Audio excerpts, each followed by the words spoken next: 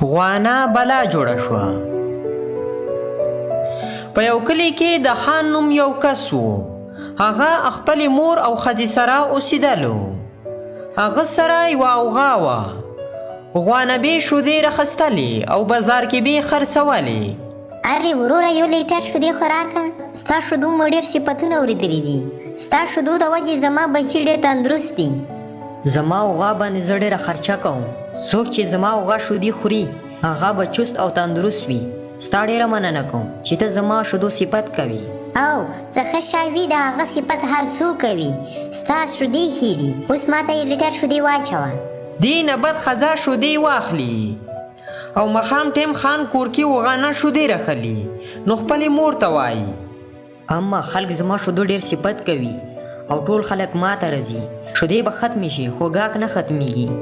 دا خو ډېره ښه خبره ده بچی. زه ستا دپاره روزانه دعا کوم چې خدای دې آباد لرم.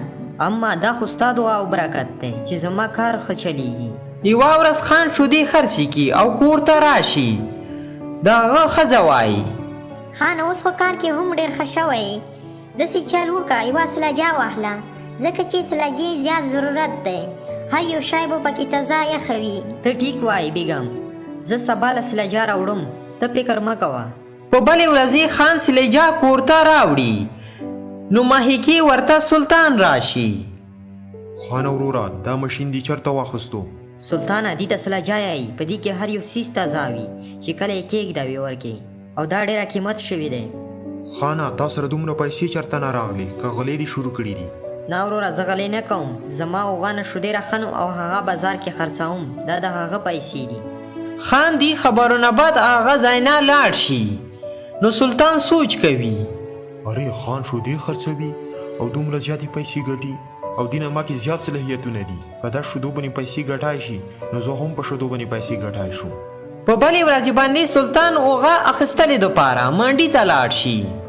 انکل دا اوغه به په څومره راکې؟ بچې دا اوغه 50,000 روپۍ دی. انکل ستا دپاره ما سره یو مست اوپر دی. بچې دا څه اوپر دی ما ته هم ووایه. انکل دا اوغه ما ته په 10,000 روپۍ راکه. زه به شودې خرڅوم. نیمې به ستا وي او نیمې به زما. دا ستا ډېر بیکار اوپر دی. او بله خبره دا چې دا اوغه نه دی دا غویه دی. اوغه دغه یوه دی او دا به تا ته 10,000 روپۍ کې میلاو شي. بیا سلطان منډې مالک ته 10,000 روپۍ ورکي. انکل زه دا روپۍ تا ته ځکه درکوم چې زه ډېر مجبوره یم. زه به اوس په دې اوغه باندې 100,000 روپۍ وګټم. بیا به ستا غوندې روحې روحې منډې پخانم. بچې ما ستا غوندې ډېر داسې اوپر ختم کړي دي. اوس دې ځای نه لاړ شه. هغه نه بعد سلطان کور ته راغلو او اوغانه یې شودې راخیستلې. نو اوغه لږې شودې ورکړلې. تو شودې ولې نه کوي؟ په 10,000 روپۍ مې خستې.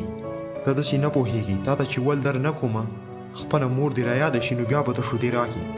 سلطان اوغه باندې ډنډې ګزرونه شروع کړلو او هغې ته یې خوراک هم نه ورکول. چې کومې شودې راواخیستلې هغه کې یې اوبه میکس کړلې او هغه یې بازار ته یوړلې. دې به زه اوبه میکس کوم او زیاتې پیسې به وګټم. زه به امیر شم. سلطان دې نه بعد شودې په خرڅولې کړې. نو دې ته هېڅوک نه راتلو. ټول خلک به خان ته ورتلو. په دې باندې به سلطان ته ډېره غوسه ورتله. نو سلطان سوچ کوي ټول خلک خان ته شودو دپاره ورځي. ما ته هېڅوک ګاک نه راځي. مطلب دا ده چې د خان شودې اوغه ښې دي. زه شپې داسې چل کوم د خان اوغه پټوم او بیا به زه شودې خرڅوم. زه به امیر شم. کله چې ماښام ټیم شي نو خان اوغه پټولې دپاره راشي او اوغه ځان سره کور ته بوځي. او کله چې وختي شي نو خان راپاڅېږي. څه کله وګوري د خان اوغه نه وي. هغه ډېره پریشانه شي. یار دا زما اوغه څه شوله؟ چا پټه کړه لکه څنګه؟ زما خو پیسو ګټلې همدغه ذریعه وه. خان خپلې مور ته راشي. خان ټولې خبرې مور ته وکړي. بچه کېدای شي اوغه دلته کې نږدې ځنګل ته لاړه وي. اما ته ټیک وایې. زه ځنګل کې لټومه. بیا خان ځنګل ته اوغه لټولې دپاره لاړ شي خو اوغه ځنګل کې نشي میلاو. اخر خان باندې شپه شي. خان ډېر خپه شي او هلته کې کینی. په دې ټیم کې یوه بلا راشي. چې کله خان بلا وګوري نو ډېر وډر شي. ما ته څه مه یایه، زه ډېر پریشان یم. زما اوغا ورکه دی.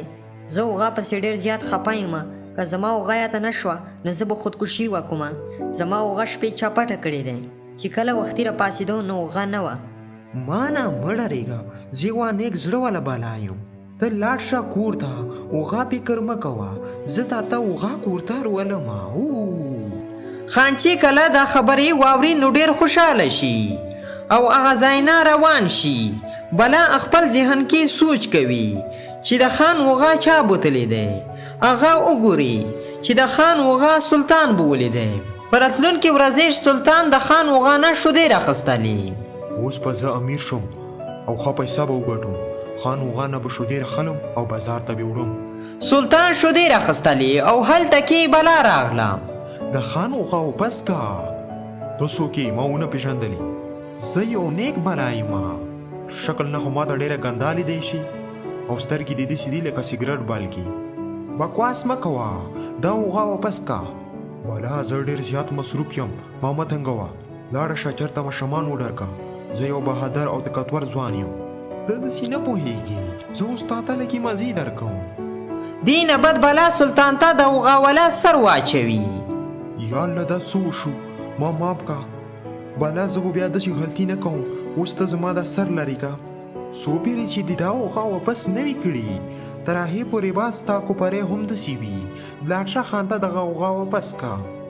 هغه نه بد بلا هغه ځای نه غایب شي او سلطان اوغا خان کور ته راولي. خان وروره ما معاف کا، ما ستا اوغا پټه کړې وه. زه ډېر پښیمانه یم. بلا ته ووایه چې زما دغه کوپرې لرې کړي، ما ته خپل کوپرې کړي. ها زما اوغا تا پټه کړې وه. په دې ټیم بلا هم راشي او سلطان کوپرې ټیک کی. سلطان غلونه تباه کړي وي ځکه چې هغه ته د بدو کارو سزا میلاو شوه. دوستانو که تاسو دغه ویډیو خوښه شوي وي نو لایک یې ضرور کړئ او د نور ویډیوګانو دپاره زموږ چینل در سره سبسکرایب کړئ. بلې ویډیو راتلو پورې د خدای په امان.